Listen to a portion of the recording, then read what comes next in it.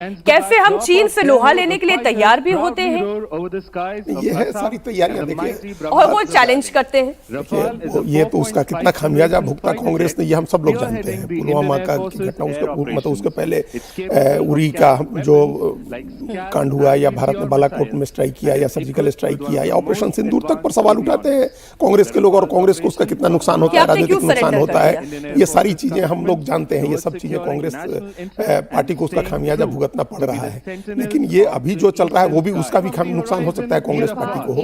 लेकिन हर सरकारें मीनाक्षी अपनी तरफ से अपने अपने हिसाब से तैयारी करती हैं। आज भारत की इकोनॉमी जो है वो 400 लाख करोड़ रुपए की हो गई, $4 ट्रिलियन की इकोनॉमी है। तो उसके हिसाब से आपको एक इकोनॉमिक पावर अगर आप बन रहे हैं, चौथी सबसे बड़ी अर्थव्यवस्था भारत बन गई है, तीसरी सबसे बड़ी अर्थव्यवस्था बनना है, तो मिलिट्रीली भी भारत को उतना ही स्ट्रांग होना होगा, उतना मजबूत होना होगा। आपकी आर्थिक शक्ति को अगर आपकी सैन्य ताकत सपोर्ट नहीं करती है, फिर उसका कोई मतलब नहीं रह जाता है। आज की दुनिया में आपके पास डिटरेंट भी होने चाहिए है और लड़ने की तैयारी भी होनी चाहिए। भारत के पास न्यूक्लियर डिटरेंट है और लड़ने की पूरी तैयारी है। अपनी इकोनॉमी के हिसाब से अब हम जो डिफेंस स्पेंडिंग है उसको बढ़ाने में भी हम सक्षम हैं। अभी आप देखिए इस बार के बजट में जो इस बार आम बजट पेश हुआ है उसमें 1 लाख करोड़ रुपए बढ़ाए गए हैं। बजट सीधा 1 लाख करोड़ रुपए की बढ़ोतरी हुई है डिफेंस बजट में। अब लगभग 7.70 लाख करोड़ का बजट हो गया हम लोग का डिफेंस का। तो डिफेंस प्रोक्योरमेंट है उसके भी बजट बढ़ाए गए हैं।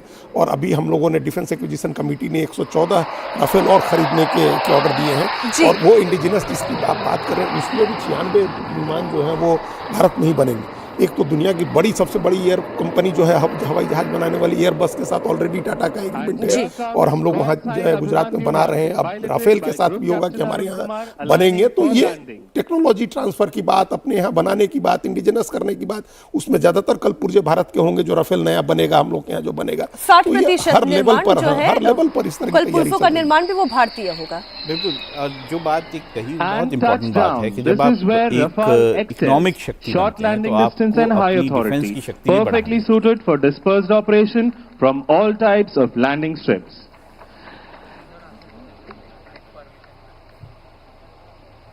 Having seen the fighter operations, the splendid and immaculate display from this emergency landing facility, next to come is the advanced light helicopter. This indigenously developed helicopter is not only a symbol of technological excellence, but a जो बात हुई कि economic के साथ आपको military की भी शक्ति बनना पड़ता है। इसका एक बड़ा एग्जांपल अभी आपने देखा यूरोप का। यूरोप किस किस तरह से थर थर कांप रहा था रशिया के साथ। वो इकोनॉमिकली बहुत अच्छे हैं लेकिन मिलिटरीली सारा यूएस पे डिपेंडेंट है। तो अगर आप इकोनॉमिक शक्ति के साथ अगर आप मिलिट्री शक्ति नहीं है तो आपका हाल वैसा ही होगा जैसे यूरोप का हाल।